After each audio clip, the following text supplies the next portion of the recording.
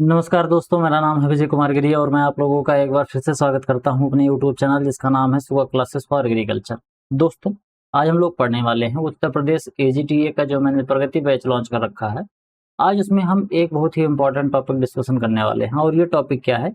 ये टॉपिक है irrigation water management. जो हम खेतों में सिंचाई करते हैं, तो खेतों में सिंचाई करते समय जब हम पानी देते हैं तो हमने कितना पानी दिया है उसको हम किस तरीके से मेजर करते हैं, कितना लीटर या फिर कितना क्यूसेक या फिर कितना क्यूसेक पानी या कितना क्यूमेक पानी दिया है, उसको किस तरीके से मेजर किया जाता है, इसी के बारे में आज हम यहाँ पर एमसीक्यू क्वेश्चन का डिस्कशन करने वाले हैं।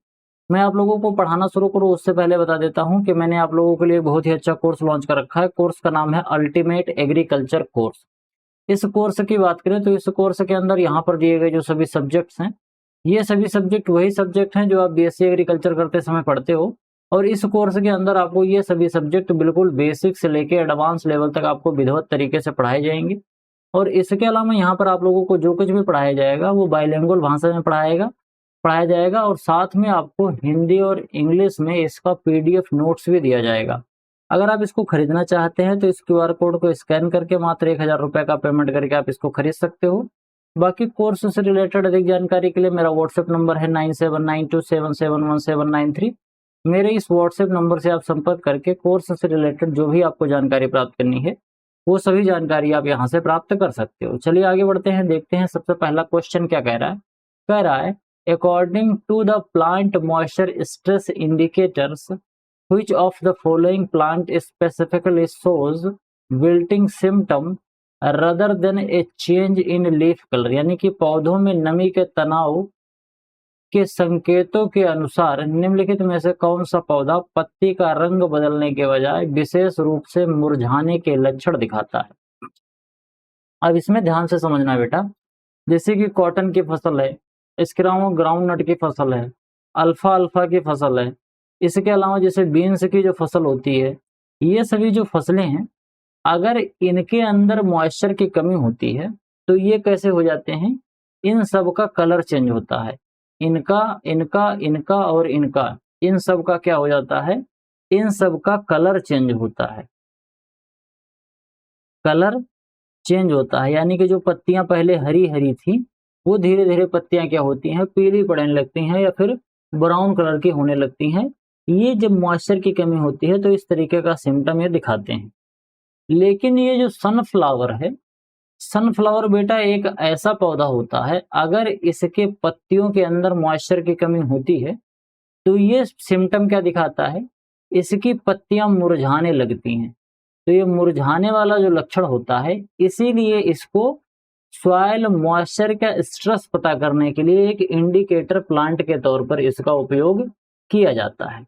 समझ गए? ये आज मुझे लग रहा है ये शायद तीसरी बार ये क्वेश्चन आ रहा है, बस केवल क्वेश्चन का फॉर्मेट चेंज कर करके इसको मैं तीसरी बार यहाँ पर पूछ रहा हूँ। अगला क्वेश्चन देखते हैं। अगला क्वेश्चन क्या है, कह रहा है कि using the volumetric method of measuring irrigation water if a 60 litre capacity barrel is filled by A discharge stream in 15 second, what is the rate of flow in litre पर मिनट। कह रहा है सिंचाई के पानी को मापने की वॉल्यूमेट्रिक विधि का उपयोग करते हुए यदि 60 लीटर दक्षता वाला एक बैरल 15 सेकंड में डिस्चार्ज स्ट्रीम द्वारा भर जाता है तो वह प्रभावी की दर लीटर प्रति मिनट में क्या है। जैसे मान लो ये एक इतना बड़ा सा पाइप है, इस पाइप से ऐसे क्या निकल रहा है, इस पाइप से यहाँ पर ऐसे पानी निकल रहा है या कोई भी लिक्विड डिस्चार्ज हो रहा है। हमने यहाँ पर नीचे एक डब्बा लगा दिया, बड़ा सा डब्बा है, इस डब्बे के अंदर 60 लीटर पानी आता है। इस तरीके के हमने एक बड़ा सा डब्बा लगा दिया। कह रहा है कि यहाँ से जो ये पानी निकल रहा है, ये पानी बेटा इस डब्बे को मात्र और मात्र 15 सेकेंड में ये भर दे रहा है। तो कह रहा है कि प्रवाह की दर लीटर प्रति मिनट में बताना है। तो अगर बेटा ध्यान से समझना, अगर 15 सेकेंड में ये 60 लीटर दे रहा है तो 60 सेकेंड यानी कि 60 सेकेंड बोले तो 1 मिनट हो जाएगा। तो ये 60 सेकेंड में कितना लीटर पानी डिस्चार्ज करेगा, 60 सेकेंड में यानी कि ये 4 गुना हो गया, तो ये भी 4 गुना हो जाएगा तो 240 लीटर हो जाएगा। कितना, 240 लीटर पर मिनट, यानी 60 मिनट में ये 240 लीटर पानी डिस्चार्ज हो रहा है। ये जो स्रोत है, इस स्रोत से 240 लीटर पानी 1 मिनट में डिस्चार्ज हो रहा है, यानी ऑप्शन नंबर जो डी होगा ये इसका बिल्कुल राइट ऑप्शन हो जाएगा। बहुत ही आसान सा क्वेश्चन था। आगे बढ़ते हैं, अगला क्वेश्चन देखते हैं क्या कह रहा है। Which device is considered the most common water flow measuring device specifically used for measuring water flow in an open conduct? कह रहा है कि खुले नाले में जल प्रवाह को मापने के लिए विशेष रूप से किस उपकरण को सबसे आम जल प्रवाह मापने वाला उपकरण माना जाता है। सीधा सीधा यहाँ पर पूछ रहा है कि अगर कोई एक ओपन कंडक्ट है, ओपन कंडक्ट का मतलब समझते हो, एक खुली नाली, और अगर एक खुली नाली में पानी बह रहा है तो अगर हमको मेजर करना हो कि उस नाली से एक निश्चित समय में कितना पानी बह के जा रहा है, तो उसको मेजर करने के सबसे बढ़िया मेथड कौन सा है, उसको मेजर करने का सबसे बढ़िया मेथड कौन सा है, ये चीज हमको यहाँ पर बताना है। ऑप्शन क्या क्या है। सबसे पहला ऑप्शन है ओरिफिस, दूसरा ऑप्शन है पार्सल फ्लूम, तीसरा ऑप्शन है वी नॉच या फिर वी नॉच वेयर जिसको कहते हैं, इसके अलावा 90 डिग्री वी नॉच वेयर, और एक है चौथा जिसको हम कहते हैं वेंचुरी मीटर। इन चारों में से किसका उपयोग किया जाता है, यही आपसे पूछा जा रहा है। तो इसमें बेटा जो राइट आंसर हो जाएगा वो हो जाएगा पार्सल फ्लूम। अब इस पार्सल फ्लूम के बारे में हम थोड़ा सा समझ लेते हैं। यहाँ पर बेटा आपको दिख रहा होगा एक बड़ा सा नाला है, ठीक, ये जो नाला है इस नाले में पानी बह के आ रहा है, फिर यहाँ आगे आके ये इस तरह का एक स्ट्रक्चर बन रहा है। ये स्ट्रक्चर थोड़ा सा ऐसे अंदर को सकरा करके बनाया जा रहा है ना, इसको हम क्या बोलते हैं, इसको हम बोलते हैं पार्सल फ्लूम। अब ये पार्सल फ्लूम में बेटा क्या होता है, इधर से ऐसे पानी आ रहा है, अब जब ये पानी क्या होगा, जब बेटा ये पानी इधर से आएगा तो यहाँ पर इसकी जो ऊंचाई है, मतलब कितना ऊंचाई नाली में पानी कितनी ऊंचाई तक बह रहा है, उसको हम क्या बोलते हैं, उसको हम बोलते हैं हेड। और बेटा जब ये पानी नीचे की तरफ आएगा तो इसका जो हेड है वो घटेगा, यानी कि पानी का जल स्तर घटेगा। तो ये जब घटता है तो इसको हम क्या कहते हैं, तो ये चीज जो घट रही होती है उसको हम बोलते हैं लॉस इन हेड। क्या बोलते हैं इसको, इसको हम बोलते हैं लॉस इन हेड।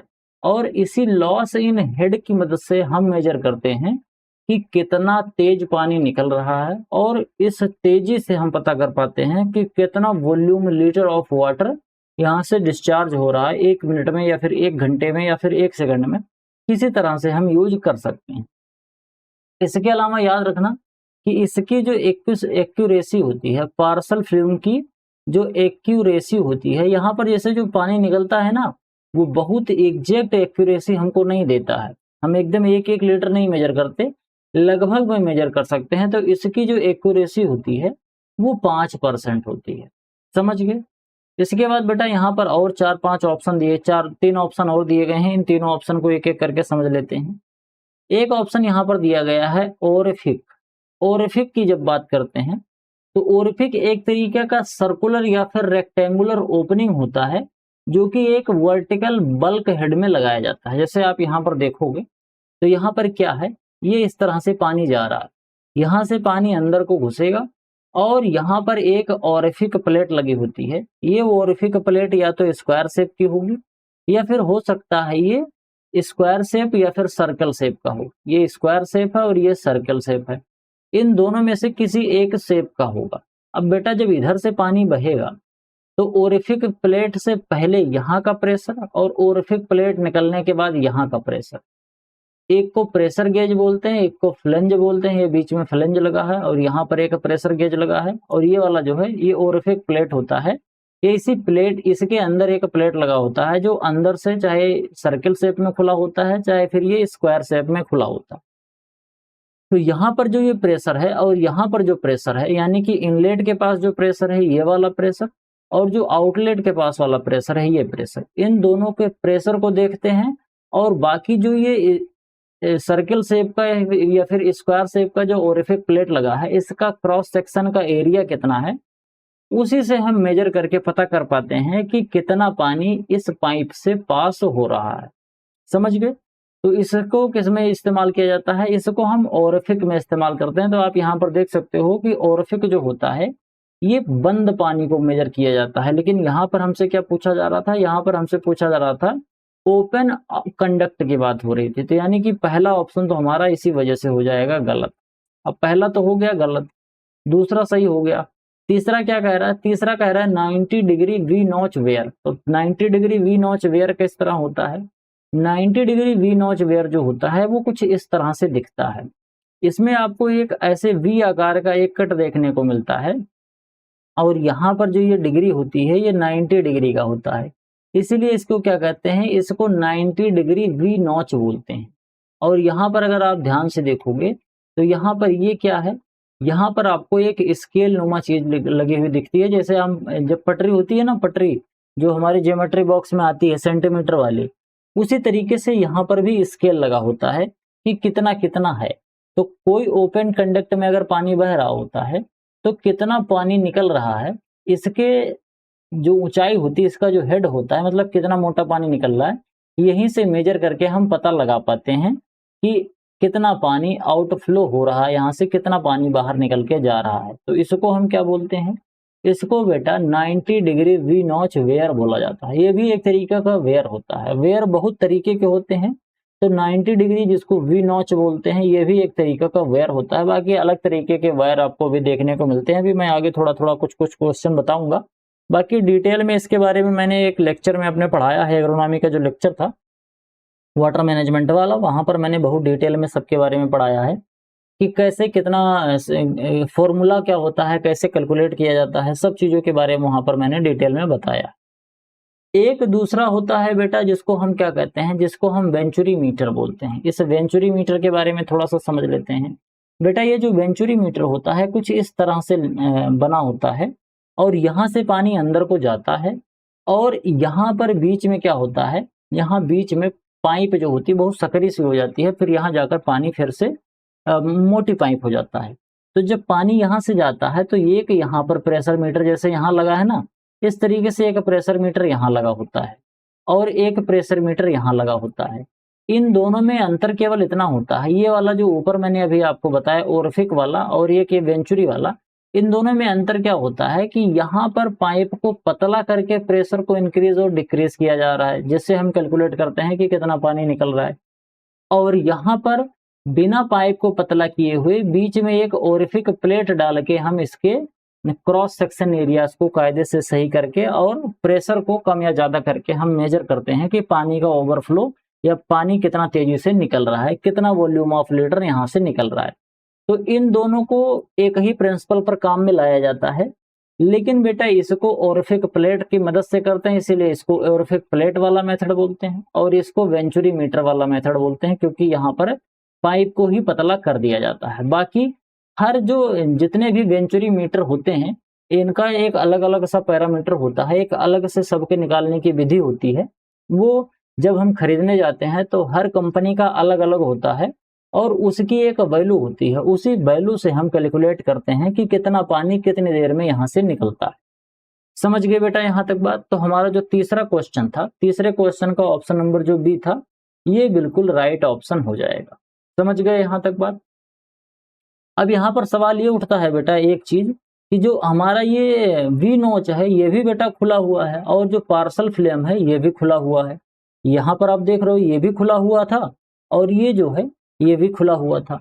अब इन दोनों में जब यहाँ पर पूछा जा रहा है ओपन कंडक्ट, तो आखिर मैंने इसको क्यों नहीं लगाया? क्योंकि जो ये 90 डिग्री वी नॉच होता है ये केवल केवल छोटी छोटी जगह पर स्मॉल टू मीडियम जो आउटफ्लो होता है वहां पर इस्तेमाल किया जाता है। अगर थोड़ा सा बड़ा हो गया तो वहां पर हम इस्तेमाल नहीं करते, मतलब इसको हम अपने पर्सनल लेवल पर इसका इस्तेमाल कर सकते हैं।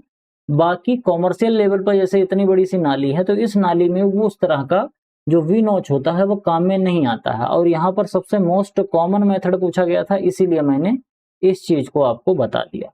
समझ गए बेटा यहाँ तक? किसी को कोई दिक्कत? आगे बढ़ते हैं, अगला क्वेश्चन देखते हैं। कह रहा है in the border strip method of surface irrigation what is the standard recommended slope for the field. कह रहा है कि सतही सिंचाई में बॉर्डर स्ट्रिप विधि में खेत के लिए मानक अनुशंसित ढलान कितना होता है? 0.1 से लेके 1% या फिर 1 से 2%, 2 से 5% या 5 से 10%, इनमें से कौन सा ऑप्शन सही होगा? तो सबसे पहले बेटा हम समझ लेते हैं कि बॉर्डर स्ट्रिप मेथड होता क्या है। जैसे मान लो ये हमारा एक इतना बड़ा सा खेत है, इस खेत में हमने कोई फसल लगा रखी है। अब इस फसल को हम ऐसे बड़ी बड़ी लंबी लंबी पट्टीदार क्यारियां बना देंगे, बिल्कुल जैसे पट्टी होती है ना, डॉक्टर की जो पट्टी होती है, उस तरीके से हम एक पट्टीदार क्यारी बना लेंगे। इस पट्टीदार जो क्यारी होती है, इसकी लंबाई कितनी हो सकती, इसका ढलान मान लो इस तरफ को है, यानी कि यहाँ पर ऊंचा है और यहाँ पर नीचा है। अब क्या होगा, अब इसकी जो लंबाई होती है बेटा बॉर्डर स्ट्रिप मेथड की, तो स्ट्रिप की जो लंबाई होती है, ये बेटा स्ट्रिप की लंबाई आपको 30 मीटर से लेकर और 50 मीटर तक होती है, यानी कि यहाँ से लेके और यहाँ तक की ये जो लंबाई है, ये 30 मीटर से 50 मीटर तक होगी। इसके अलावा ये जो चौड़ाई है, एक एक ये वाली मेड़ से और ये दूसरी वाली मेड़, इन दोनों मेड़ के बीच की जो ये चौड़ाई है, ये कितनी होगी, इसको याद रखना कि ये 3 से 5 मीटर चौड़ी मेड़ होती है।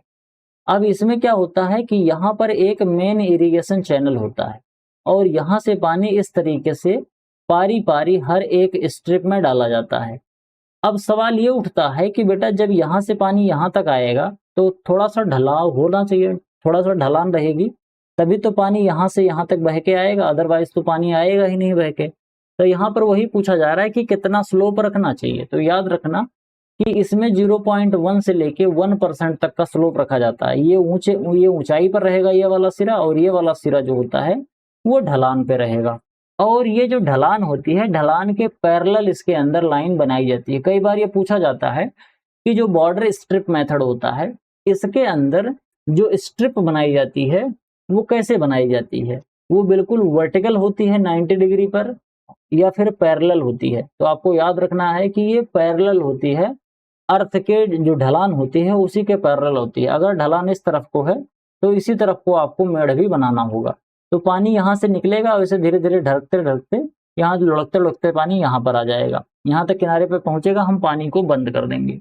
तो इसमें 0.1 से 1% का जो स्लोप होता है वो सबसे अच्छा माना जाता है। अगर इससे ज्यादा स्लोप है तो वो भी अच्छा नहीं माना जाएगा, और इससे कम स्लोप है तो वो भी अच्छा नहीं माना जाएगा। इसके अलावा एक चीज और याद रखना कि जो सैंडी सॉइल होती है ना, सैंडी सॉइल के लिए ये सुटेबल नहीं होता है। सैंडी सॉइल में हम इससे सिंचाई नहीं कर सकते हैं। क्यों नहीं कर सकते हैं, क्योंकि मान लो ये सैंडी सॉइल है, हमने यहाँ से पानी देना शुरू किया तो यहाँ तक आते आते ही बालू जो होता है वो सूख लेता है, पानी को जल्दी सोख लेता है। बालू जो होता है वो पानी को जल्दी सोख लेगा और पानी नीचे चला जाएगा जमीनी। तो यहाँ से यहाँ तक सिंचाई करने में बहुत टाइम लगेगा, बीच बीच में बहुत ज्यादा पानी हमारा पर्कुलेशन और इन्फिल्ट्रेशन के द्वारा लॉस हो जाता है। इसीलिए सैंडी सॉइल में बॉर्डर स्ट्रिप मेथड सुटेबल नहीं होता है, समझ गए। और बाकी यहाँ पर स्लोप पूछा जा रहा था तो 1%, 0.1 से लेके 1% का स्लोप यहाँ पर होना चाहिए। अगला क्वेश्चन देखते हैं, कह रहा है यहाँ पर आपको क्या दिया गया है। यहाँ पर बेटा आपको मेजरिंग डिवाइस दी गई है और यहाँ पर उनके फीचर्स दिए गए हैं। यहाँ पर ये मेजरिंग डिवाइस कौन सी है, ये बेटा सब वाटर को मेजर करते हैं कि कितनी देर में कितना पानी किसी एक सोर्स से निकल रहा है, ये चीज ये बताते हैं। और इनके फीचर्स दिए गए हैं, एक एक करके हम पढ़ते हैं। सबसे पहले यहाँ पर देख लेते हैं क्या कह रहा है, flow must be in pipe and known as non cross sectional area. कह रहा है कि इसमें जो पाइप है, पाइप कैसी होनी चाहिए, पानी जो है वो पाइप में फ्लो होना चाहिए, मतलब ओपन कंडक्ट में नहीं होना चाहिए, और उसका क्रॉस सेक्शन एरिया पता होना चाहिए। यानी कि अगर किसी पाइप से पानी बह रहा है तो इस पाइप का एरिया कितना है ये हमको पता होना चाहिए, तभी हम कैलकुलेट कर पाएंगे कि पानी कहाँ से कितना निकल रहा है। तो ये किसका होता है, ये बेटा होता है वाटर मीटर। वाटर मीटर से अगर हम मेजर कर रहे हैं तो उसमें हमको क्रॉस सेक्शन एरिया पता ही होना चाहिए, समझ गए। बाकी वेंचुरी जो मीटर होता है इसके अंदर भी आपको एरिया पता होना चाहिए क्रॉस सेक्शन का, लेकिन वाटर मीटर का ज्यादा जरूरी होता है। अब क्यों ज्यादा जरूरी होता है उसको समझते हैं। यहाँ पर बेटा ये दिखा है आपको, ये जो दिख रहा है मशीन, ये है वाटर मीटर। जब पानी यहाँ से आता है और पानी इधर को जाता है तो क्या होता है कि यहाँ पर ये मेजर कर रहा है क्या, कितने क्यूबिक मीटर पानी यहाँ से यहाँ तक गया। बाकी ये चीज जो होती है इसके अंदर एक इम्पेलर लगा होता है, वो गोल गोल घूमता है। जब पानी ऐसे जाता है ना, यहाँ से जब पानी यहाँ को जाएगा तो ये जोर जोर से घूमेगा, तो वो कितनी तेज घूम रहा है उसी से कैलकुलेट किया जाता है कि पानी कितना बह के गया। अब समझना बेटा, जैसे मान लो कि इस पाइप की मोटाई हमने बढ़ा दी, इस पाइप की भी मोटाई हमने बढ़ा दी, तो पानी यहाँ से जाएगा और पानी यहाँ से निकल जाएगा, तब भी वो उतनी ही तेज घूमेगा, क्योंकि जो इसके अंदर इम्पेलर लगा होता है जिससे ये मेजर करता है, उसको घूमने के लिए प्रेशर की जरूरत होती है, केवल और केवल प्रेशर की जरूरत होती है। वो पानी कितने प्रेशर पे मिल रहा है, मतलब जैसे एक होता है ना कि एक बड़ा सा टायर है, बड़ा सा टायर में 20 पाउंड का बड़ा से टायर में 25 psi का प्रेशर हो रहा है, और एक बहुत छोटा सा टायर है उसमें 25 psi का प्रेशर है, लेकिन दोनों में हवा तो अलग अलग होगी ना, बड़े टायर में ज्यादा हवा होगी लेकिन छोटे टायर में कम हवा होगी। तो यहाँ पर जो दबाव आ रहा है, वो जो प्रेशर आ रहा है, वो प्रेशर जो होता है वही प्रेशर इसके अंदर जो लगा इक्विपमेंट होता है उसको घुमाने में मदद करता है। तो जब हमने मान लो पता कर लिया कि 1 मिनट में वो मान लेते हैं 100 राउंड घूम रहा है, तो अगर हमको ये पता चल गया 1 मिनट में 100 राउंड घूम रहा है, अगर हम इसको बड़ा कर देंगे, अगर इसका मुंह बड़ा कर देंगे तो भी मान लो 100 राउंड घूम रहा है, तो बेटा इस पतले मुंह में और जो बड़ा मुंह होगा, दोनों में अगर ये 100 राउंड घूमेगा तो क्या दोनों में बराबर पानी जाएगा? नहीं जाएगा। तो यहाँ पर जो मेजर करता है वो केवल राउंड मेजर करता है कि कितना राउंड गया। बाकी इसमें एक और चीज यूज करी जाती है, क्रॉस सेक्शन एरिया, और उस क्रॉस सेक्शन एरिया की मदद से हम पता कर पाते हैं कि कितना पानी गया है। जैसे इसकी वेलोसिटी पहले मेजर कर लिया, सॉरी ये कितना राउंड घूम रहा है, इसके अंदर की जो मशीन होती है उससे पता चल जाता है। जैसे मान लो 100 राउंड घूम रहा है, अब 100 राउंड घूम रहा है तो उससे पता चल गया कि पानी कितनी वेलोसिटी से क्रॉस हो रहा है। अब पानी की हमको वेलोसिटी पता चल गया और क्रॉस सेक्शन एरिया पता चल गया, तो वेलोसिटी और क्रॉस सेक्शन एरिया को दोनों को हमने मल्टीप्लाई कर दिया टाइम के साथ, तो हमको पता चल गया कि इतने देर में कितना पानी बह के गया है। लेकिन इसके लिए क्रॉस सेक्शन एरिया हमको पता होना चाहिए, अगर नहीं पता होगा तो हम नहीं निकाल पाएंगे। समझ गए बात? इसके अलावा बेटा जो ये वेंचुरी मीटर होता है ना, वेंचुरी मीटर अभी थोड़ी देर पहले ही मैंने आपको बताया था, ये वेंचुरी मीटर, इसमें भी इसका क्रॉस सेक्शन और यहाँ वाले का क्रॉस सेक्शन, दोनों का क्रॉस सेक्शन हमको पता होना चाहिए, तभी हम यहाँ पर भी निकाल सकते हैं। तो इसको हमने पहले को इस पे मिला दिया, बाकी ये जो सी है इसको भी हम पहले पे मिला सकते हैं। लेकिन अगर आप कहीं पर देखोगे तो यहाँ पर सी यहाँ पर पहले में जा रहा है और यहाँ पर भी पहले में जा रहा है, तो करके देख लेते हैं। इसके अलावा बेटा होता है एक पार्सल फ्लूम। तो जो पार्सल फ्लूम होता है इसके बारे में तो अभी मैंने थोड़ी देर पहले ही बताया था कि इसमें क्या होता है, इसमें कह रहा है कि जो हेड होता है उसका क्या होता है, लॉस होता है थोड़ा सा। पार्सल फ्लूम अभी पहला क्वेश्चन मैंने पूछा था ना, तो उसमें मैंने बताया था ना, अगर आप ध्यान से देखोगे तो आपको पता चलेगा कि पार्सल फ्लूम अभी मैंने यहाँ पर पहले क्वेश्चन में आपको दिखाया था। इस तरह से ये दिखाया था ना ये पार्सल फ्लूम, तो यहाँ पर हेड का लॉस हो रहा है। तो ये हेड का जो लॉस होता है वो बेटा वो बहुत ज्यादा नहीं होता है कि मतलब आपको पता चले कि बहुत ज्यादा लॉस हो रहा है, इसमें थोड़ा सा हेड को लॉस होता है, और उसी हेड के लॉस की मदद से और क्रॉस सेक्शन एरिया की मदद से और तमाम चीजें होती हैं उनकी मदद से हम पता लगाते हैं कि कितना पानी यहाँ से बह के गया है। समझ गए? इसके अलावा बेटा वेंचुरी मीटर है, तो वेंचुरी मीटर एक तो पहले पे जा सकता है। इसके अलावा जो वेंचुरी मीटर है ये किसके अंदर जा सकता है, water flow from the pipe. Venturi meter pipe से फ्लो होता है, ये इस पे जा सकता है। और ये वाटर मीटर जो होता है इसमें भी पानी जाता है पाइप से होकर, तो इसको भी इस पे लेके जा सकते हो। यानी कि जो ए और सी है ये 1 और 3 दोनों में आपस में दोनों जा रहे हैं। अभी देख लेते हैं कहाँ पर ये लगेगा। बाकी ये जो ट्रेसर मेथड है, ट्रेसर मेथड एक तरीके का इंडिपेंडेंट स्ट्रीम क्रॉस सेक्शन वाला मेथड होता है। इसमें हम स्ट्रीम का क्रॉस सेक्शन एरिया नहीं पता करते। जैसे मान लो ये पाइप है, तो इस पाइप का ये वाला एरिया जो है कि कितना एरिया है, इसको यहाँ पर नहीं पता लगाया जाता। बिना इसकी मदद से हम ट्रेसर मेथड का इस्तेमाल करके पानी का फ्लो निकाल लेते हैं, तो इंडिपेंडेंट होता है, तो इसमें तो कोई कंफ्यूजन है ही नहीं। अब पहले तो हम देख लेते हैं जिसमें कोई कंफ्यूजन नहीं है उसको कैसे मिलाते हैं। जैसे पार्सल फ्लूम है, तो पार्सल फ्लूम में लॉस ऑफ हेड आपको देखने को मिलता है। समझ गए? तो लॉस ऑफ हेड देखने को मिलता है, यानी कि बी जो है ये दूसरे पे जा रहा है, तो बी दूसरे पे जा रहा है। ऑप्शन नंबर बी में केवल हमारा यही ऑप्शन सही हो जाएगा। तो ए के लिए पहला सही होगा, यानी कि ए को जो हम यहाँ पर तीसरे पे ला रहे थे ये गलत हो गया, और इसको जो हम सी को पहले पे ला रहे थे ये गलत हो गया, यानी कि सब सीधे सीधे ही मिल जाएंगे। तो इस तरीके से क्वेश्चन जब आएगा तो काफी घुमा के आएगा, और इसको आपको इस तरीके से टैकल करना है। समझ गए यहाँ तक बात? अगला क्वेश्चन देखते हैं। अगला क्वेश्चन क्या कह रहा है? कह रहा है consider the following statements regarding the flooding method of surface irrigation. कह रहा है कि सतही सिंचाई की फ्लडिंग विधि के संबंध में निम्नलिखित कथनों पर विचार करना है। यहाँ पर ये 3 कथन दिए गए हैं, तीनों कथन को पढ़ना है और पढ़ के बताना है कि आखिर इनमें से गलत कथन कौन सा है। एक एक करके हम पढ़ते हैं। सबसे पहले देख लेते हैं क्या है।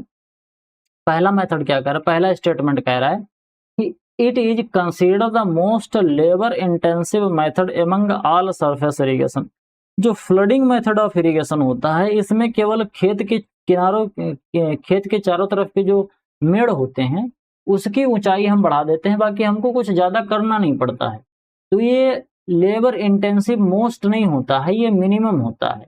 आपको याद रखना है कि ये मिनिमम इंटेंसिव होता है, इसलिए ये पहली बात तो हो गई गलत। दूसरी बात क्या कह रहा है, it is predominantly use for low land rice and other similar crop. बिल्कुल सही है। इसको ज्यादातर राइस में लोअर लैंड राइस जो होता है वहां पर करा जाता है, या फिर इससे रिलेटेड और भी जो सिमिलर क्रॉप है जिनकी वाटर रिक्वायरमेंट ज्यादा होती है और हमारे पास पानी की प्रचुर मात्रा में व्यवस्था होती है, वहां पर हम इस मेथड का उपयोग कर सकते हैं। समझ गए? तो ये तो सही है। तीसरा क्या कह रहा है, for effective use of rainfall the height of bund around the field should be 15 centimetre. ये बात भी बिल्कुल सही है। इसमें जो किनारे किनारे की जो ये मेड़ बनी होती है, ये किनारे किनारे की मेड़ जो होती है ये 15 सेंटीमीटर ऊंचाई तक बनाई जाती है, जिससे पानी बह के बाहर न जाए, बरसात का पानी खेत में ही रुक जाए। तो ये भी बात सही है। हमको गलत खोजना था, ऑप्शन नंबर ए मतलब पहला स्टेटमेंट गलत है, यानी कि option B is the right answer for the question number 6। 7वां क्वेश्चन क्या कह रहा है, given below are 2 statement, one लेवल as assertion and the other is reason. पहला असर्शन है और दूसरा रीजन है। दोनों को पढ़ते हैं और समझते हैं क्या कह रहा है। कह रहा है the border strip method of surface irrigation is highly recommended and suitable for Sandy soil. बिल्कुल गलत है। सैंडी सॉइल में बिल्कुल सुटेबल नहीं होता, अभी थोड़ी देर पहले ही मैंने बताया था। तो असर्शन तो हो गया गलत। रीजन क्या कह रहा है, कह रहा है कि in border strip method parallel earth edges are form to guide the flow of water to the cross flow of water across the field. कह रहा है कि बॉर्डर स्ट्रिप विधि में पूरे खेत में पानी के प्रवाह को निर्देशित करने के लिए समानांतर मिट्टी की लकीर बनाई जाती है। ये बिल्कुल सही है। मैंने अभी बताया था ना कि जिधर को ढाल होगा उधर के ही हम बनाएंगे, इसमें उधर को ही हम इसमें स्ट्रिप बनाते हैं। तो ये बात बिल्कुल सही है। असर्शन गलत हो गया लेकिन रीजन हो गया सही। तो assertion false and reason true, option number D इसका राइट आंसर हो जाएगा।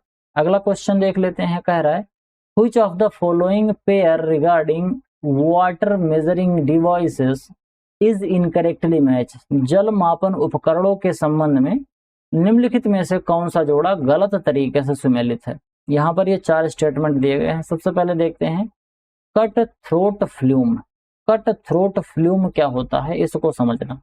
Cut throat flume use flume ranging from 3 inches to 10 feet throat wet. कह रहा है कि यहाँ पर जो ये कट थ्रोट फ्लूम होता है, कट थ्रोट फ्लूम बेटा अगर हम ध्यान से देखेंगे तो कट थ्रोट जो फ्लूम होता है वो इस तरह का नहीं होता है।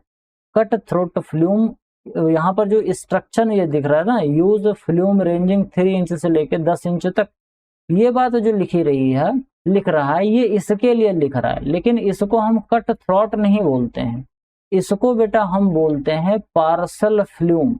इसको क्या बोला जाता है, इसको हम बोलते हैं पार्सल फ्लूम बोलते हैं। तो यहाँ पर कट थ्रोट नहीं होगा, यहाँ पर कट थ्रोट की जगह पर क्या हो जाएगा, यहाँ पर कट थ्रोट की जगह पर पार्सल फ्लूम हो जाएगा। अब इसको समझना, इसमें क्या होता है, इसमें बेटा पानी इधर से जाता है, ठीक।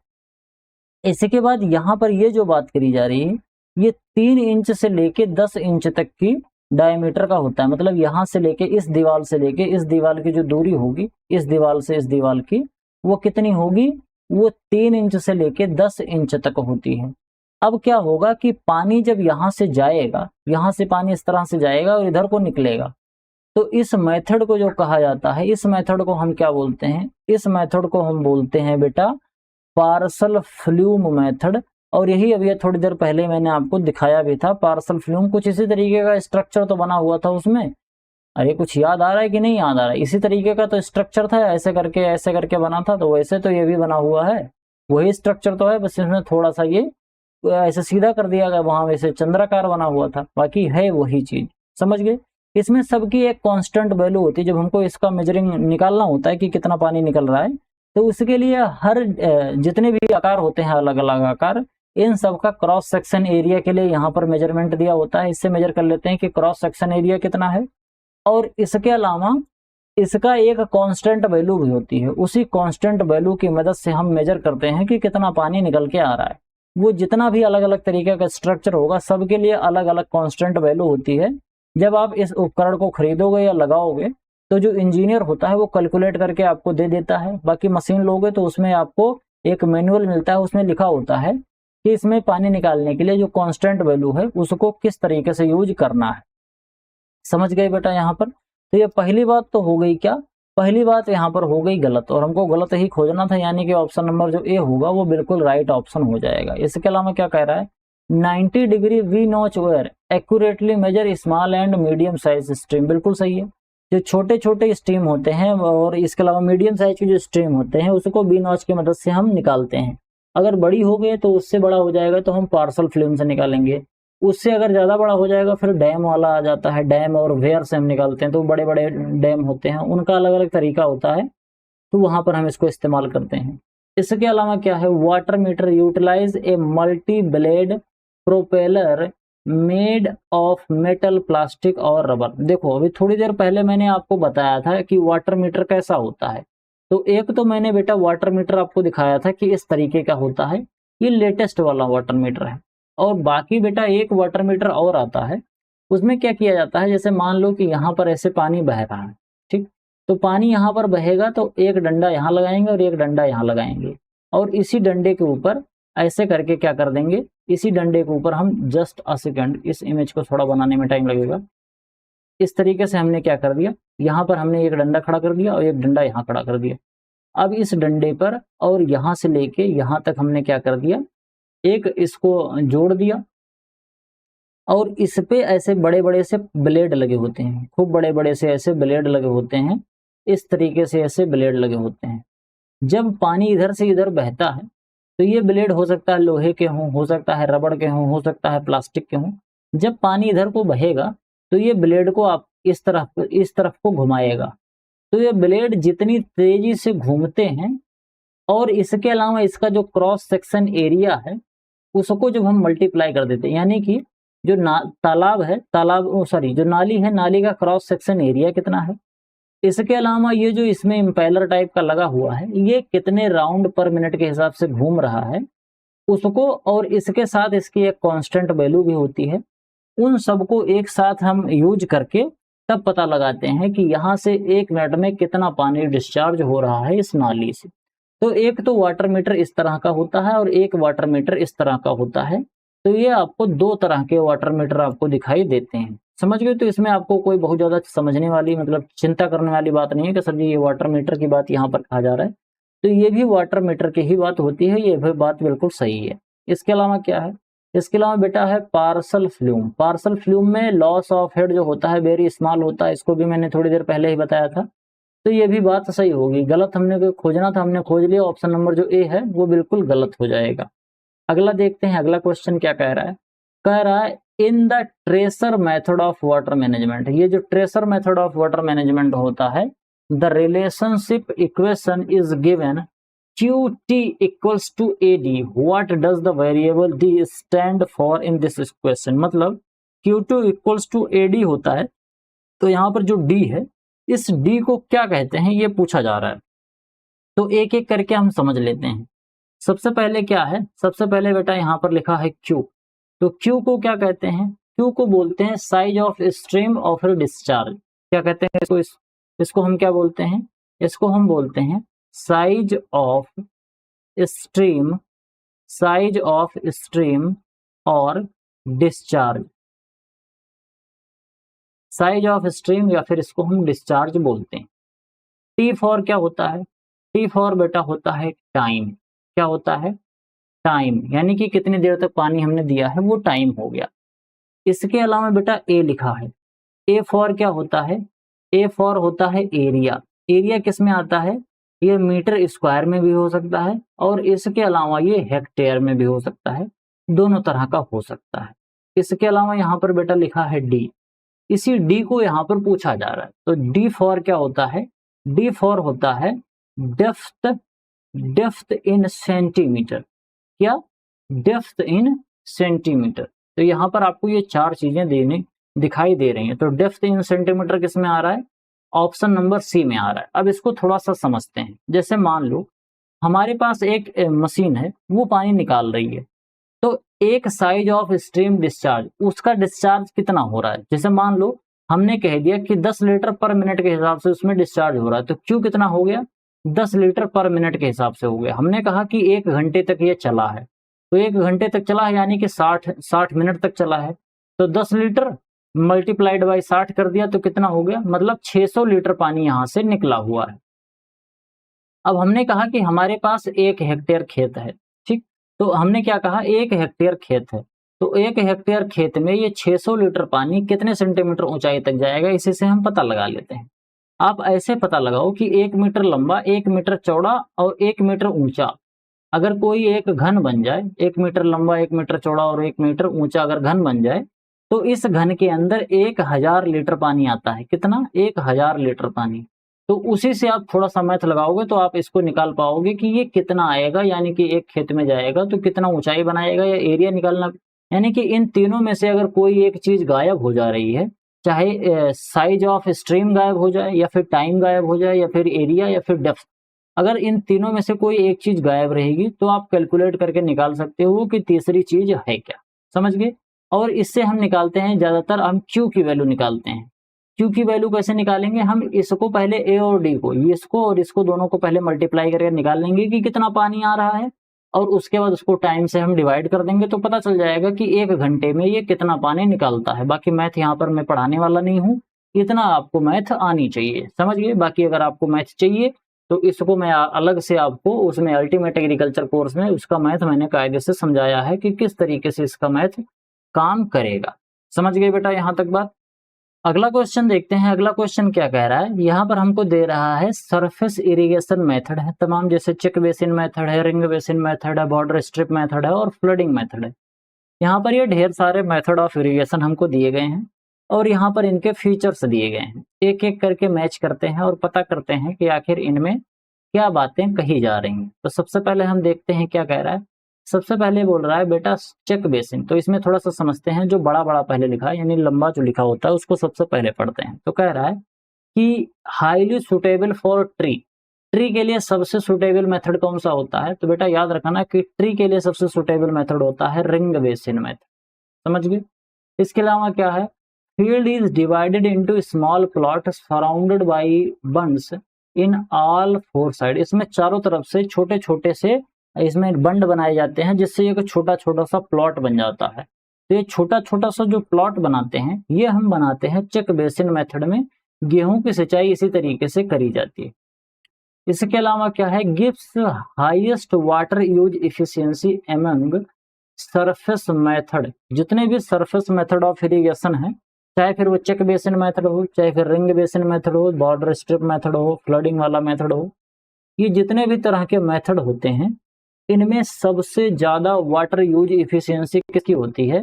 तो आपको याद रखना है कि हाईएस्ट वाटर यूज इफिशियंसी जो होती है वो बॉर्डर स्ट्रिप मेथड की होती है। समझ गए? जो पट्टीदार सिंचाई अभी मैंने आपको समझाया था थोड़ी देर पहले, उसी का ये होता है।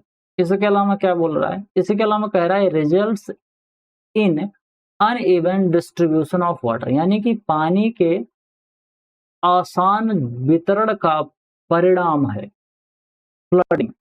ये बिल्कुल सही है। अनइवन डिस्ट्रीब्यूशन होता है। अगर खेत ऊपर नीचे है, उबड़ खाबड़ है और उसमें हम फ्लडिंग लगा रहे हैं तो कहीं पर ज्यादा पानी होगा, कहीं कम पानी होगा।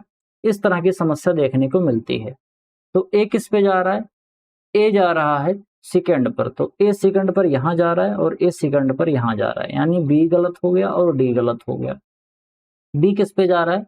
बी जा रहा है फर्स्ट पर, तो बी फर्स्ट पे यहां जा रहा है, यानी कि ये भी गलत हो गया। ऑप्शन नंबर सी एकदम राइट आंसर हो जाएगा। Consider the following statement regarding the velocity area method, जिसको हम फ्लोट मेथड या फिर वाटर मीटर मेथड बोलते हैं। इसमें आपको ये 3 स्टेटमेंट दिए गए हैं, हमको पढ़ के बताना है कि आखिर इनमें से गलत स्टेटमेंट कौन सा है। पढ़ते हैं। कह रहा है कि जो फ्लट मेथड होता है, float method uses a formula Q equals to A multiplied by V। यहाँ पर बेटा आपको याद रखना है, यहाँ पर लिखा क्या है, Q4 जो लिखा है, Q क्या है? Q बेटा होता है डिस्चार्ज। क्या होता है? डिस्चार्ज। ठीक। इसके अलावा यहाँ पर A लिखा है, A क्या होता है? A होता है क्रॉस सेक्शन का एरिया। Cross section area. इसके अलावा V4 क्या होता है? V4 बेटा होता है वेलोसिटी, कि पानी कितनी तेज से निकल रहा है।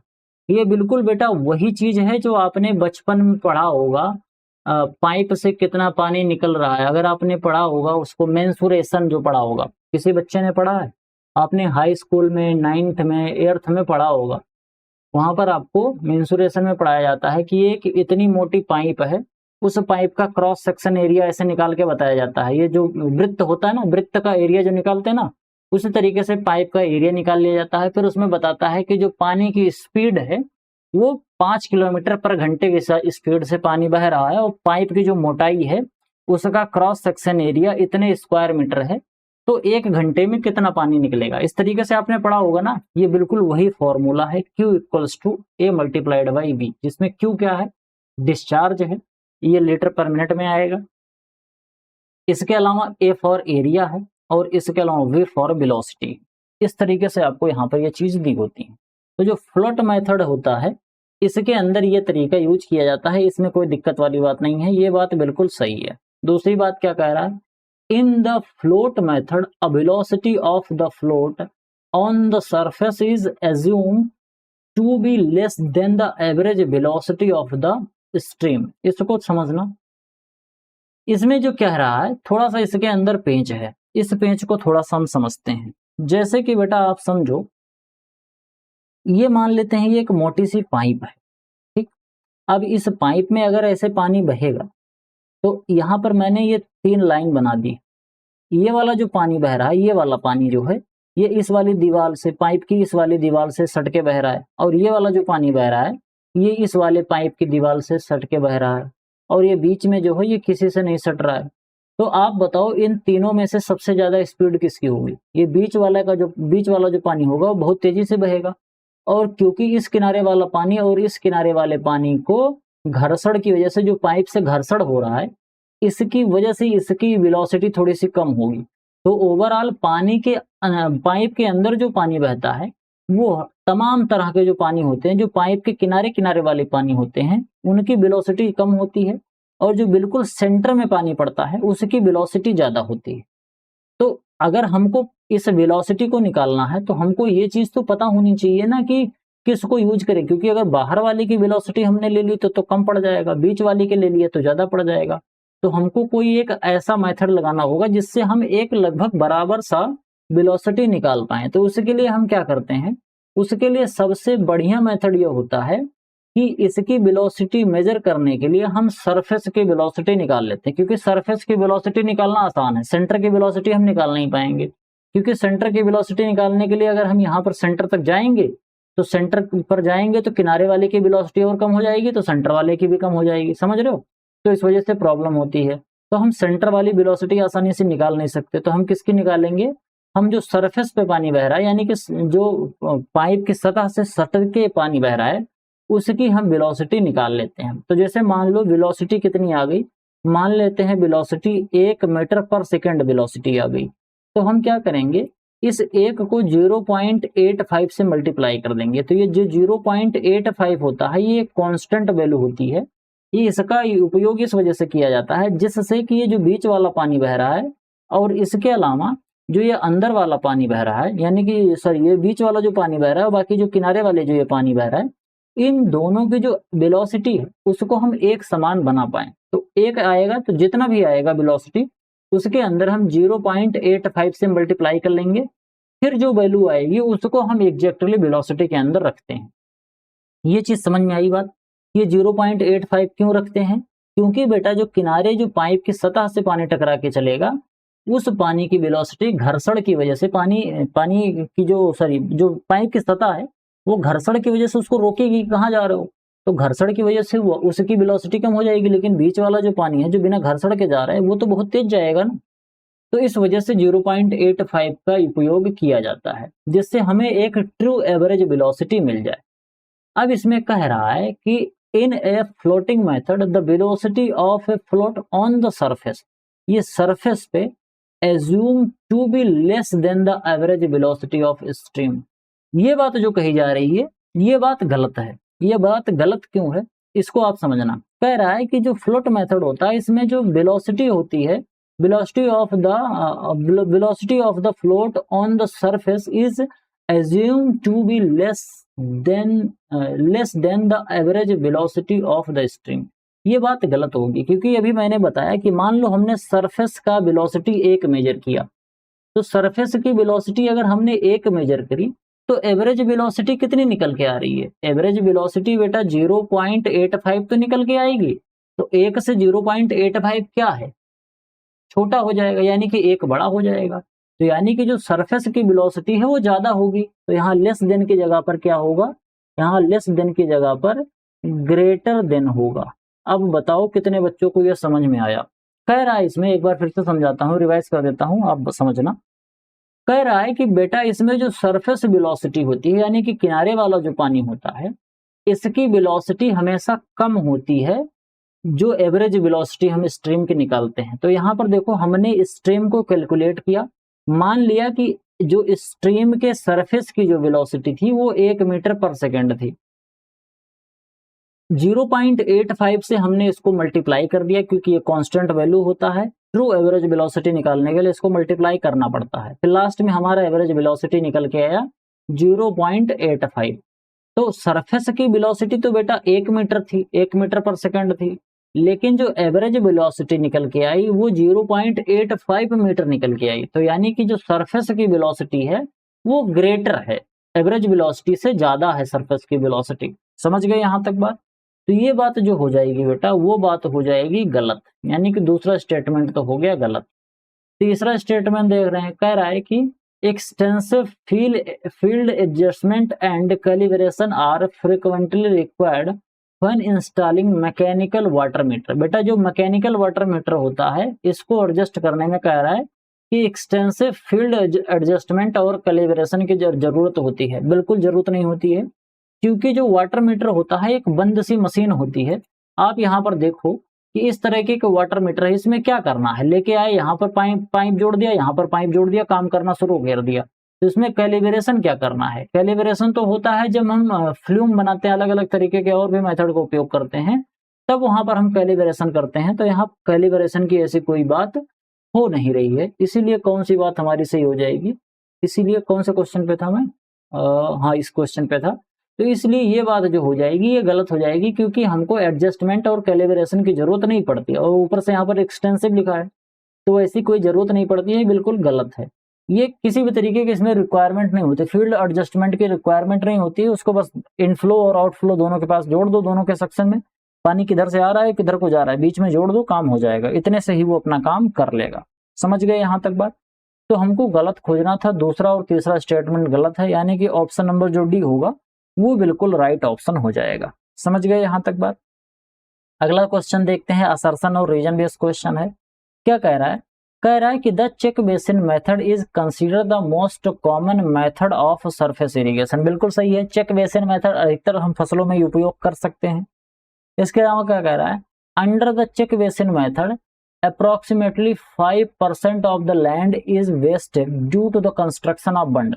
क्योंकि चेक बेसिन मेथड में हमको छोटी छोटी क्यारियां बनानी पड़ती है, और छोटी छोटी क्यारियां बनाने में लगभग 5% जो हमारा लैंड एरिया है वो मेड़ बनाने में चला जाता है। ये भी बात बिल्कुल सही है। तो पहली बात भी सही है और दूसरी बात भी सही है। अब समस्या ये है कि ए लगाएंगे ऑप्शन में या बी लगाएंगे। तो यहाँ पर बेटा देखो, चेक बेसिन सबसे सुटेबल मेथड होता है, सबसे मोस्ट कॉमन मेथड होता है, ये बात कही जा रही है। लेकिन ये मोस्ट कॉमन मेथड क्यों होता है, ये चीज रीजन में नहीं दिया रहा है। रीजन में केवल एक एडिशनल इंफॉर्मेशन दे रहा है कि इसमें बंड 5% एरिया कवर कर लेते हैं। तो बात तो दोनों सही है, लेकिन रीजन जो है असर्शन को कायदे से एक्सप्लेन कर नहीं रहा है, इसीलिए ऑप्शन नंबर जो बी होगा वो बिल्कुल राइट ऑप्शन हो जाएगा। समझ गए बेटा यहां तक बात।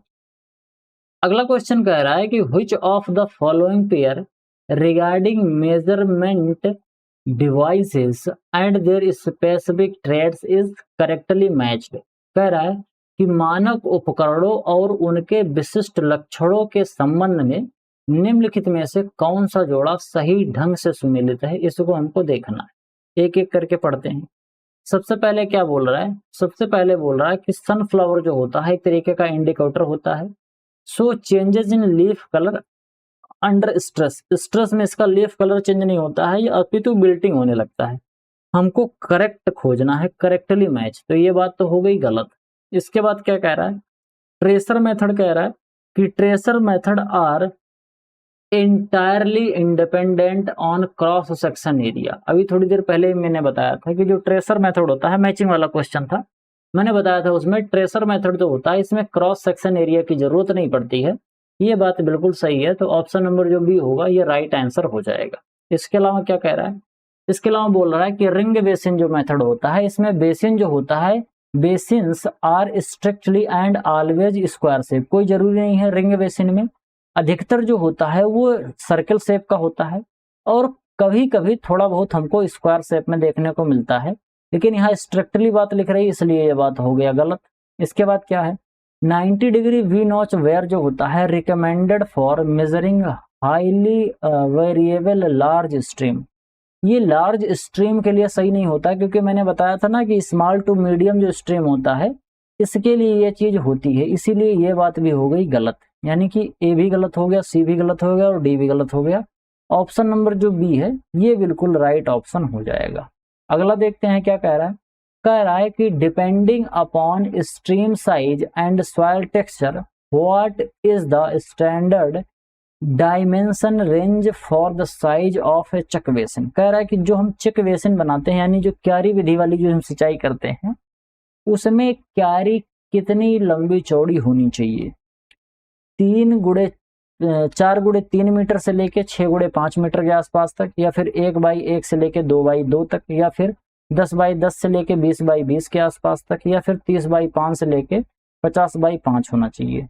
तो इसमें ध्यान से देखोगे तो आपको समझ में आएगा कि 4 बाई 3 से लेके 6 बाई 5, यानी कि लंबाई 4 से 6 के बीच में रखो और चौड़ाई 3 से 5 के बीच में रखो। इससे ज्यादा आपको नहीं करना है, नहीं तो फिर क्यारी बहुत ज्यादा बड़ी हो जाती है तो पानी लगाने में बहुत ज्यादा एफिशिएंसी नहीं रह पाती है। तो ऑप्शन नंबर जो ए होगा वो बिल्कुल राइट ऑप्शन हो जाएगा। अगला देखते हैं क्या कह रहा है, consider the following statement regarding weir as a measuring structure. कह रहा है एक मापक संरचना के रूप में जो वेयर्स होते हैं के संबंध में निम्नलिखित कथनों पर विचार करना है। ये 3 कथन दिए गए हैं और विचार करके बताना है कि कौन कौन से कथन यहाँ पर करेक्ट है। एक एक करके पढ़ते हैं। कह रहा है कि a weir is defined as a notch in a well built wall across the stream used to measure flow। बिल्कुल सही है। जो वेयर होता है एक तरीके का नॉच होता है, जैसे वी नॉच बताया, इस तरीके से अलग अलग तरीके के नॉच होते हैं। वेयर बहुत बड़ा ब्रॉड टर्म होता है, उसी के अंदर 90 डिग्री का वी नॉच भी आपको देखने को मिलता है। बाकी इस तरह का भी वेयर होता है, बाकी कहीं कहीं पर आपको कुछ इस तरह का वेयर आपको देखने को मिलता है, कहीं कहीं पर वी नॉच होता है।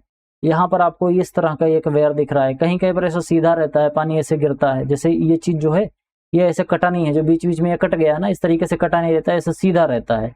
तो उस पर भी मेजर किया जाता है कि कितना पानी, कितना क्रॉस सेक्शन एरिया है, कितनी तेजी से गिर रहा है, इससे मेजर किया जाता है। तो ये सभी वेयर के मेथड होते हैं, अलग अलग जगह पर यूज किए जाते हैं। तो बिल्कुल सही है कि एक वेल बिल्ट करी होती है वॉल अक्रॉस द स्ट्रीम, पूरे स्ट्रीम पर, और इसी से हम मेजर करते हैं फ्लो को। इसमें कोई दिक्कत वाली बात नहीं है, बिल्कुल सही है।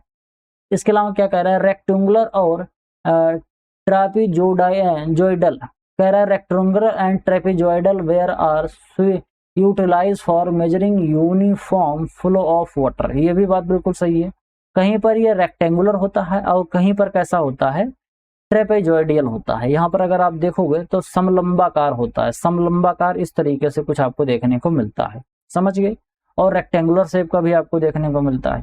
तो ये हो गया, ये भी बात बिल्कुल सही है, इसमें भी कोई दिक्कत वाली बात नहीं है। इसके अलावा क्या कह रहा है, कह रहा है कि broad crested weir are common type of weir use for water management in canal. Canal के अंदर कह रहा है कि ब्रॉड जो कैस्टेड वेयर्स होते हैं इनका ज्यादातर इस्तेमाल किया जाता है, तो ये भी बात बिल्कुल सही है।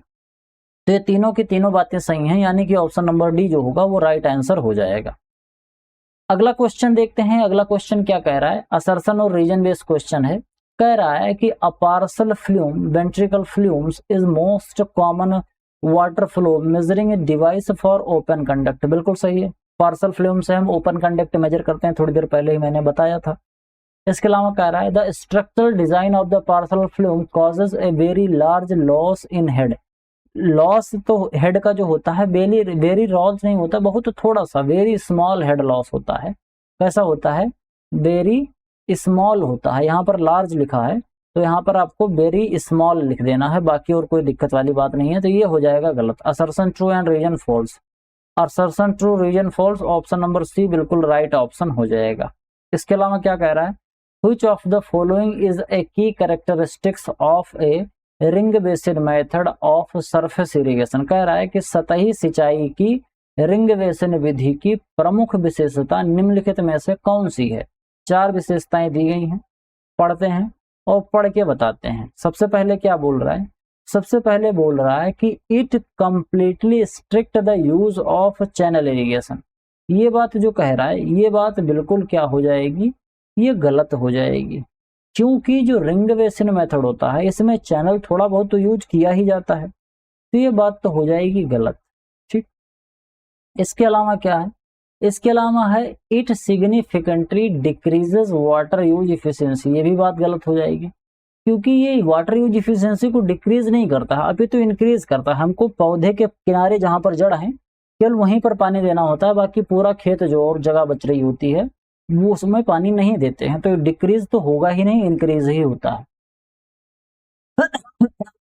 इसके अलावा क्या कह रहा है, the size of the basin is increase as the age of the tree increases. बिल्कुल सही है, जैसे जैसे साइज इंक्रीज होती है वैसे वैसे जो बेसिन है, जो रिंग बनाए हैं, जैसे छोटा पौधा रहेगा तो इतना बड़ा रिंग, और बड़ा होगा तो इतना बड़ा हो गया, और बड़ा होगा तो हम बढ़ाते जाएंगे, यानी थाला जो है उस थाले को हम बढ़ाते जाएंगे। तो सही आंसर आपको ये मिल गया, बाकी आगे पढ़ेंगे नहीं। कह रहा है the basin are always exclusively rectangular in shape.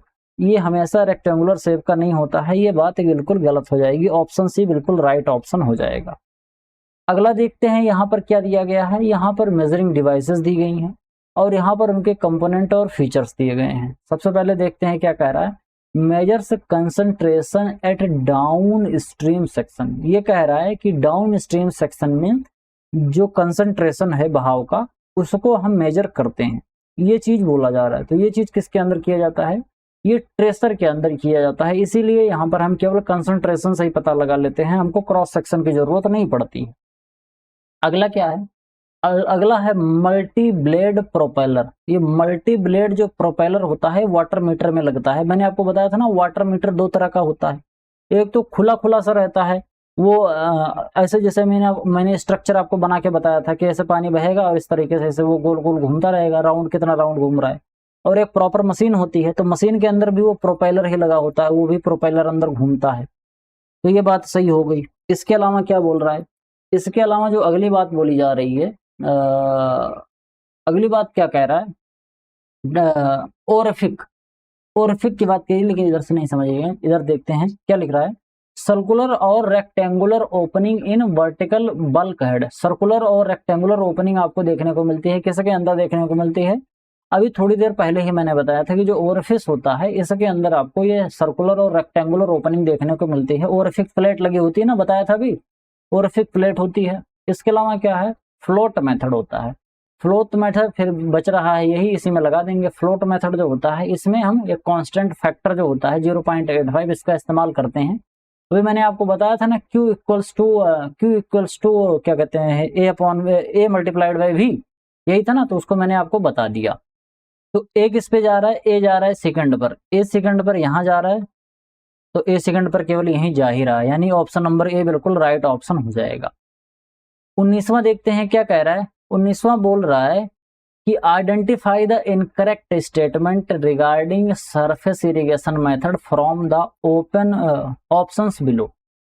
यहाँ पर हमको क्या खोजना है, हमको खोजना है कि इसमें से गलत कौन सा है। सरफेस इरिगेशन के हिसाब से दिया गया है, कह रहा है कि द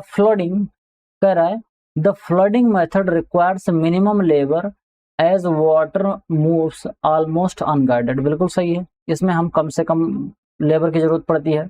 किनारे किनारे मेड़ बांध दिया और पानी भरने दो, भर रहा है वैसे। अगला क्या है, the check basin method is highly suitable for large field that are not easy to level entirely. Check basin उनके लिए अच्छा होता है, अगर बहुत बड़ी बड़ी फील्ड है तो वहां पर लेवलिंग करना बड़ा मुश्किल सा काम होता है, सबको लेवल नहीं किया जा सकता है। इसीलिए जितना जितना हम इसको प्लॉट वाइज हम लेवल कर लेते हैं और वहां पर सिंचाई चेक बेसिन मेथड से कर देते हैं, ये बात बिल्कुल सही है। Furrow sprinkler and dripper are associated using the volumetric method of water management. कह रहा है कि जो फरो होता है, स्प्रिंकलर होता है और ड्रिप मेथड ऑफ इरिगेशन होता है, इसको हम वॉल्यूमेट्रिक मेथड से वाटर का मैनेजमेंट करते हैं। बिल्कुल सही है, पता चल जाता है, इसी से हम मेजरमेंट करते हैं। वॉल्यूमेट्रिक मेथड से मेजरमेंट किया जाता है कि कितना लीटर पानी एक घंटे में जा रहा है। इसके अलावा क्या कह रहा है, बोल रहा है the border strip method provided the lowest water use efficiency among all surface irrigation water. बिल्कुल गलत है, ये लोवेस्ट नहीं होता है, अपितु यहाँ पर क्या हो जाना चाहिए, अपितु यहाँ पर हाईएस्ट होना चाहिए था। तो डी जो हो गया वो गलत हो गया, यानी कि ऑप्शन नंबर डी जो है वो बिल्कुल राइट ऑप्शन हो जाएगा। अगला क्वेश्चन देखते हैं क्या कह रहा है। कह रहा है cut throat flume are also known as the name zero throat flume. Cut throat flume को हम जीरो थ्रोट फ्लूम के नाम से भी जानते हैं, ये बात बिल्कुल सही है। इसके अलावा क्या है, इसके अलावा बेटा है the designers developed these flumes completely without a throat section. जो डिजाइनर होते हैं इसको बिल्कुल थ्रोट सेक्शन से develop flume without a throat section, इसमें किसी भी तरीके का कोई थ्रोट सेक्शन नहीं होता है। तो ये भी बात बिल्कुल सही है, और ये जो रीजन है ये असर्शन को कायदे से एक्सप्लेन भी कर रहा है, इसीलिए ऑप्शन नंबर जो ए होगा वो बिल्कुल राइट ऑप्शन हो जाएगा। समझ गए बेटा यहाँ तक बात। आई होप आपको वीडियो पसंद आया होगा। वीडियो पसंद आया हो तो वीडियो को लाइक करिए, चैनल को सब्सक्राइब करिए, दोस्तों के साथ शेयर कीजिए। आपके जो सुझाव हैं कमेंट बॉक्स में जरूर लिखिए। अगर आप हमारा अल्टीमेट एग्रीकल्चर का कोर्स परचेज करना चाहते हैं तो वीडियो का डिस्क्रिप्शन जरूर चेक कीजिए। मिलते हैं किसी दूसरी वीडियो में, तब तक के लिए इजाजत दीजिए।